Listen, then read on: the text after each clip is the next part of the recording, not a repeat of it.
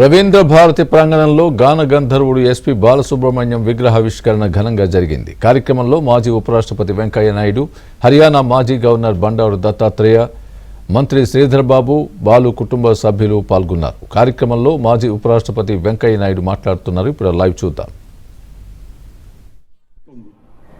రాయిననే కరిగిస్తుంది సంగీతం అని చెప్పి అంటారు మన పెద్దవాళ్ళు. పశుపక్షాదులు సైతం సంగీతానికి స్పందిస్తూ ఉంటాయి, లేచి నాట్యం చేస్తూ ఉంటాయి.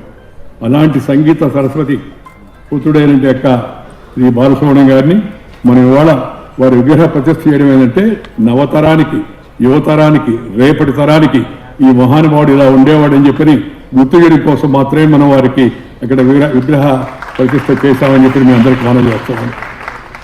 దేవుడు ఇంద్రుడు చాలా స్వార్థపరుడు. ముందుగా ఘంటసాల గారిని తీసుకెళ్ళిపోయాడు, తర్వాత బాలసుబ్రహ్మణ్యం గారిని తీసుకెళ్ళిపోయాడు. ఎందుకే ఆయన తొందరగా తీసుకెళ్తానంటే మీ దగ్గరేనా, మా ఆస్థానంలో పాట పాడారు కదా, మా దేవతలందరినీ సంతోషపరచాలా.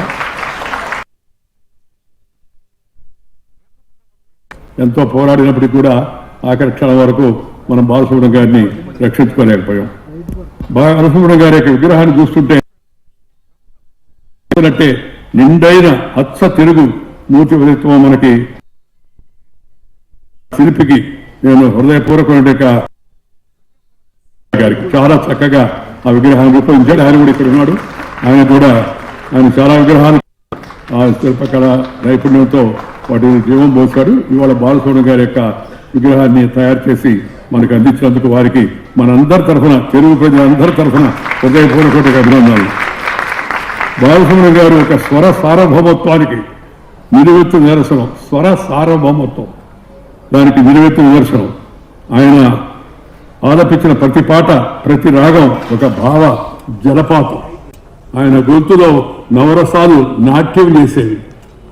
శంకర నాద శరీర పర అని ఆయన ఆలపిస్తే ఆ శృతి శుద్ధి, ఆ గొంతులో పలికిన సాహిత్య పరిపూర్ణతను తన్మయం చెందాడు. ఆ చంద్రుని వారు ఎవరు చెప్పండి. ఆ రోజుల్లో ఆ సినిమా వచ్చినప్పుడు అంతా ప్రతి ఇంట ప్రతి నోట వచ్చినా రాకపోయినా ఆ పాటే పాడుతూ ఉండేవాడు. అంత బ్రహ్మాండంగా ఆ పాట రచన, ఆ పాటను పలికించడం కూడా బాలసుబ్రహ్మణ్యం గారు చేశారు. ఓ పాప లారీ వంటి పాటలోని అమాయకపు అల్లరి, కన్నులు కన్నులు కలిశాయి వంటి పాటలోని శృంగార మాధుర్యం మనల్ని ఆయా పాత్రలోకి తీసుకెళ్లిపోయే వారు పాడుతూ ఉంటే ఆ నటుడే పాడుతున్నట్టుగా మనకు అనిపించేది. ఆయన గళం సంగీత దర్శకుడు, గేయ రచయిత ఏది కోరుకుంటే అది పలికించే ఒక అక్షయ పాత్ర. ఏది కావాలని ఆ సంగీత దర్శకుడు కోరుకుంటే దాన్ని ఇచ్చేటి ఒక అక్షయ పాత్ర ఆయన గళం అని చెప్పని ఈ సందర్భంగా మీకు మనవి చేస్తున్నాను. ఈ అక్షయ పాత్ర ద్వారా తమ కృషికి శ్రీ బాలసుబ్రహ్మణ్యం గారు పరిపూర్ణత ఇచ్చారని అందరూ కూడా ఆనందిస్తుంటారు. శ్రీ బాలసుబ్రహ్మణ్యం గారి బహుముఖ ప్రజ్ఞ ఆశ్చర్యాన్ని కలిగిస్తుంది. ఎంతో మంది నటనాశైలికి, హావభావాలకు, గాత్ర ధర్మానికి అనుగుణంగా పాటలు పాడే ప్రత్యేకత వారికి మాత్రమే సొంతం. వారు పాడుతూ ఉంటే, ఎవరికి పాడుతూ ఉంటే వారే పాడుతున్నారంటే అనిపించేట్టుగా అంతగా ఆ పాటలు ఆయన తన్మాత్రపోయారు. ఇతర భాష నటులకు ఆయన డబ్బింగ్ చెప్పి పాత్రలకు జీవాన్ని తీసుకొచ్చారు. ఉదాహరణకు కమల్ హాసన్ గారు ఎంతో గొప్ప నటుడు, బాలసుబ్రహ్మణ్యం గారి కూడా స్నేహితుడు. అయితే బాలసుబ్రహ్మణ్యం గారి డబ్బింగ్ లేకుండా కమల్ హాసన్ గారి నటను మనం ఊహించుకోలేము. అంత అద్భుతమైన ఆయనకి మాటలు నేను అందించాడు.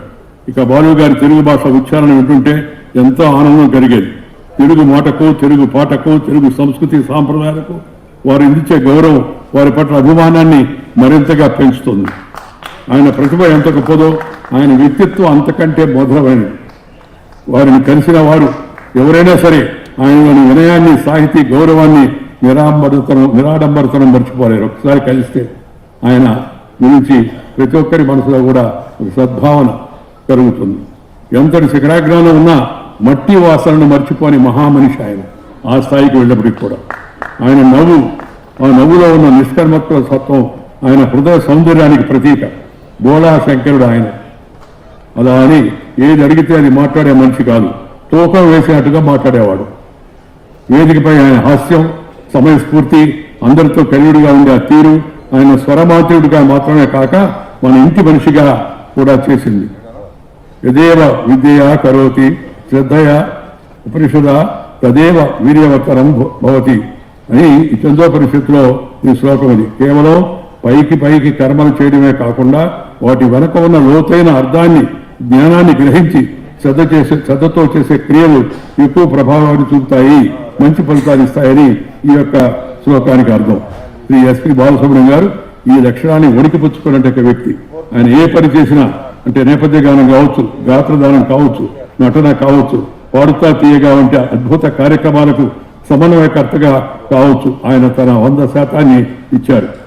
ఇది బాలసుబ్రహ్మణ్యం గారు అన్నిటికన్నా కొత్త తరానికి గుర్తుండేది ఈ పాడుతా తీయగా ఈనాడు రామోజీరావు గారు పిలిచే ఆ కార్యక్రమాన్ని అప్పగిస్తే వందలాది మంది యువ కళాకారులను తయారు చేసి మన తరానికి అందించినట్టు మహనీయుడు శ్రీ బాలసుబ్రహ్మణ్యం గారిని మనం ఎప్పుడూ గుర్తుపెట్టుకోవాల్సిన అవసరమైన సందర్భంగా మనం చేస్తున్నాం.